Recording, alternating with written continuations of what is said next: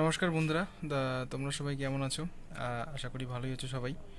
তো অনেকদিন ধরে ভিডিও করা হচ্ছে না, কারণ আমি এদিকে ব্যস্ত ছিলাম।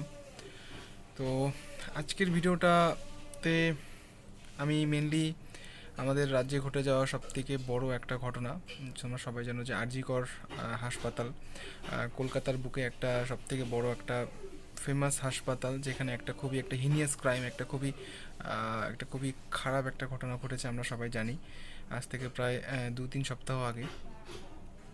তো বিষয়টা হলো যে এই যে ক্রাইমটা ঘটে যাওয়ার এতটা দিন হয়ে গেল।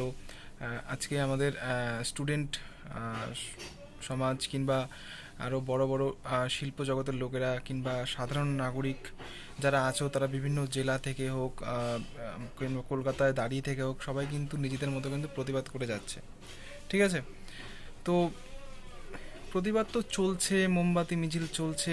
হয়তো আমাদের সরকার কিংবা পুলিশও চেষ্টা করছে যে হয়তো এই এই ক্রাইমটার পিছনে যে আসল অপরাধী যারা যুক্ত আছে, তারা হয়তো খুব তাড়াতাড়ি হয়তো তাদেরকে অ্যারেস্ট করা হবে, এবং একজনকে তো ধরা হয়েছেও। সিবিআইয়ের হাতে সম্পূর্ণ কেসটার দায়িত্ব রয়েছে। তো আজকের বক্তব্য এটাই যে আমাদের রাজ্য, আমাদের নিজেদের থাকার জায়গা, আমাদের নিজেদের কী বলবো, আমাদের নিজেদের বাস বাসভূমি কিংবা আমাদের সমাজ, যেখানেই আমরা বাস করছি, তার সেই সমাজের চারপাশে কিছু ভালো লোক, যারা ভালো লোকের মুখোশ পরে ঘুরে বেড়াচ্ছে, কিন্তু ভিতরে তাদের হয়তো অনেক খারাপ মতলব থাকে। তো আমি এটাই চাবো যে সমাজে এই পরিবর্তনটা আসুক, যে কোনো লোক কিংবা কোনো পুরুষ যাতে কোনো মহিলার দিকে যাতে খারাপ ইন্টেনশনালি কোনো কিছু না করার চেষ্টা করে। ঠিক আছে? সমাজে একটা পরিবর্তন দরকার, কারণ এতটা দিন হয়ে গেছে ভারত স্বাধীন।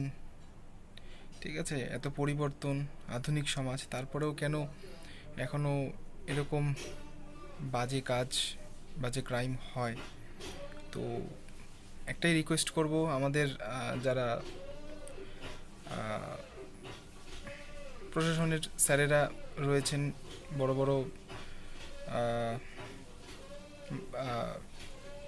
লোকেরা রয়েছেন, তাদেরকে একটা রিকোয়েস্ট করব যে সমাজে এমন কিছু করতে হবে যাতে সমাজে প্রত্যেকটা মানুষকে রেসপেক্ট করে, প্রত্যেকটা নাগরিক একে অপরকে যাতে শ্রদ্ধা করে, বিশেষ করে মহিলাদের সম্মানটা যাতে সবসময় বজায় থাকে, এটাই চাবো।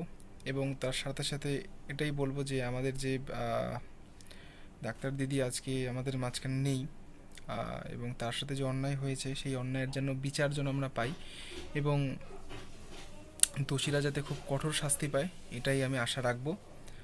তো একটা কথাই বলবো, we want justice, we want justice for RG Kar medical college and hospital. Thank you.